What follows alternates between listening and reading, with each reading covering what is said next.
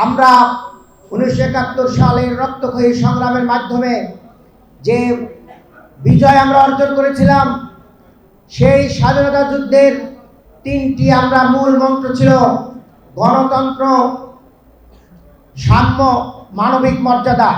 কিন্তু আমরা 72 সাল থেকেই তার উল্টা পথে আমরা দেখেছি, গণতন্ত্রের পরিবর্তে কায়েম হয়েছে বাকশাল, সাম্যের পরিবর্তে এসেছে বৈষম্য, মানবিক মর্যাদার পরিবর্তে এসেছে মানবিক অবক্ষয়।